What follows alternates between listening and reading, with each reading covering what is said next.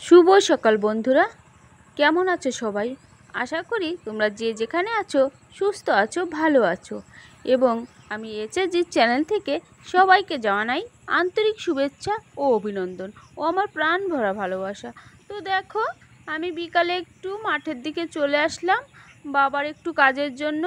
বাবা মাঠে এসেছে, তো তাই বাবা ভুট্টা গাছ কাটতে আসছে, এর বোঝাটা তুলতে এসেছি। তো দেখো, বিকালের এই পরিবেশটা কিন্তু ভালোই লাগছে, খুব সুন্দর লাগছে, তাই না বন্ধুরা? বিকাল বলতে কি, এখন 2টা বাজে, বেলা 2টা বাজে। মানে গরুর এখন খাবার দেওয়া হয়নি ঠিক মতন, তাই বাবা ভুট্টা গাছ কাটতে আসছে, বলেছে কেটে তারপরে দুপুরের খাবার খাবো। বোঝোই তো, গরিবের সংসার, একা মানুষ, এদিকে যায় ওদিকে টান পড়ে যায়, আর ওদিকে যায় এদিকে টান পড়ে যায়।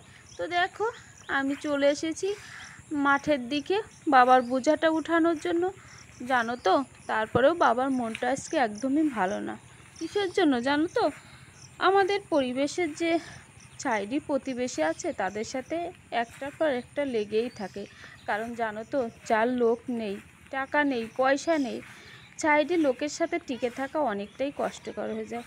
তো আমাদের মানে কী নিয়ে একটা সমস্যা হয়েছে, আমাদের সাইডে একটা বাঁশের ঝাড় ছিল। সেই বাঁশের ঝাড়টা মানুষের বাইরের ঘরের থেকেও অনেকটাই দূরে, কিন্তু জোর দুপুরগুলো তারা বাঁশটা কেটে দিয়েছে। কেটে দিয়েছে বলতে কি, ওখানে 17টা বাঁশ মাথা ভেঙে দিয়েছে। তাই দেখে মা গত বছর অনেক কান্না করেছে, প্রচণ্ড কান্না করেছে। বলেছে কি জানো তো, যে এর বাঁশ থেকে আমরা একটা কাপড় কিংবা একটা জামা, কিছু খাবারও কিন্তু বিক্রি করে এনে খাইয়ে থাকি। কারণ কি, সবসময় তো আর সংসারে একরকম থাকে না, দেখা যায় 2-একটা বিক্রি করে তারপরে কাপড় জামা কাপড় এটা সেটা চালিয়ে নেই। সময়তে দেখা যায় এখন টাকার খুবই অভাব হয়ে গেছে, তখন একটা বিক্রি করে একটা সদাইও খাই। সেই বাঁশগুলো ভেঙে দিয়েছে। প্রতিটা বাঁশ মাথায় 3 ফুট 4 ফুট হয়েছে, তখনই মাথা থেকে ভেঙে দিয়েছে। বলো কার না কষ্ট হয়? তা মা অনেক কেঁদে কেঁদে অনেক কষ্ট বলেছিল যে আমার খুব কষ্ট হচ্ছে, কারণ আমি তো অনেক খাটুনি করে খেয়ে থাকি, তাহলে ওরা এই সর্বনাশটা করলে কেন? সেই ঝামেলা কিন্তু গত বছরই চলে গিয়েছে, কিন্তু এবছরও সেই ঝামেলা নিয়ে খুব আড়াআড়ি করছে। বোঝোই তো, জোর যার মুল্লুক তার। কারণ বাবার সাইডে দাঁড়ানোর মতন তার কেহ নেই, তাই বাবাকে সবাই বলে যায়। আর যদি বাবার একটা পুত্র সন্তান থাকতো, তাহলে হয়তো তার সামনে এগিয়ে দাঁড়ালে পরে অন্য কারো ভয় পেত।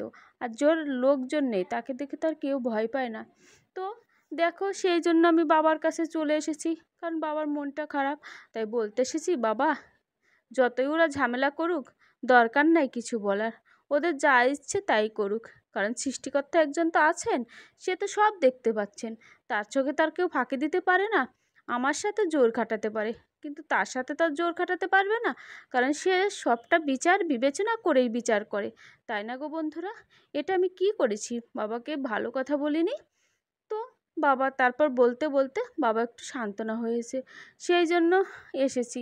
যে বাবার মনটা খারাপ, তারপর বোঝাটা তুলতে পারবে না, আমি মাথায় বোঝাটা তুলে দিয়ে আসি। সেই জন্য ভাবলাম যে বাবাকে একটু সান্ত্বনা দেই আর বোঝাটা তুলে দিয়ে আসি। ওই দেখো, বাবার বোঝাটা আমি উঠিয়ে দিয়েছি।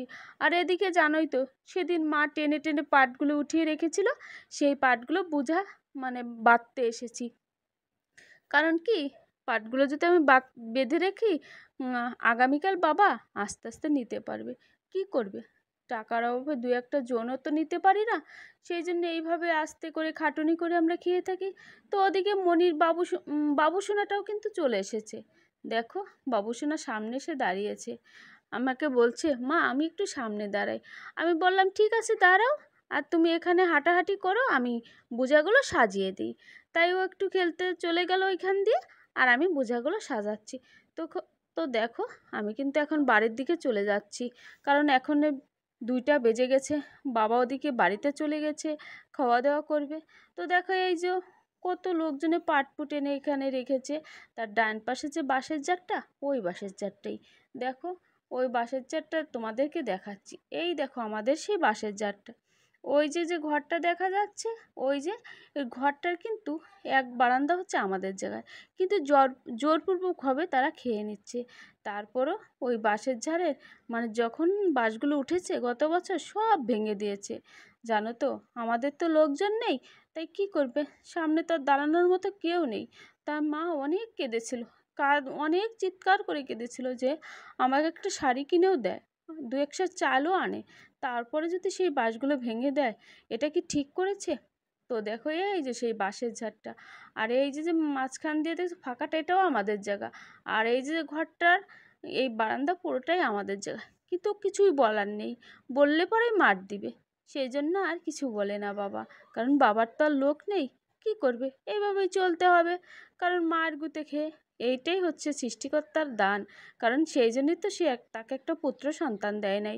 পুত্র সন্তান দিলে হয়তো তার এই কষ্টটা হতো না, এত খাটুনিও করে খেতে হতো না, বলো তো।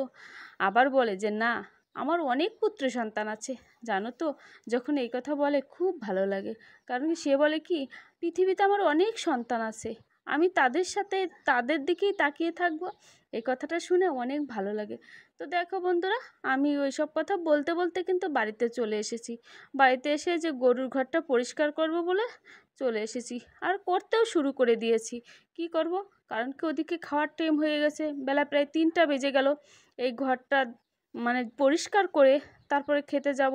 ওদিকে বাবু আর মণি গেছে স্নান করতে, মানে বাবুকে স্নান করে দিয়েছি, কিন্তু বড়োবাবু, বড়োবাবু বলতে তো আমার বাবা, বাবা তো স্নান করে নাই, আর ছোটো বাবু বলতে আমার মণি স্নান করেছে। তো দেখো যে আমি কিন্তু গরুগুলো পরিষ্কার করে তারপরে আমিও স্নান করে নেব, সেই জন্য আমি তাড়াহুড়া করে নিচ্ছি, কারণ বেলাটা তো চলে গেছে, ওই বুঝা সাজাইতে সাজাইতে বেলাটা চলে গেছে, তাই তাড়াহুড়া করে এটা করে নিচ্ছি। তো বন্ধুরা, কারণ কি, গরু ঘরটা সবসময় যদি পরিষ্কার না রাখা যায় তাহলে রোগ জীবাণু ঢুকে গরুগুলো তো অসুখ বিসুখ হতে পারে।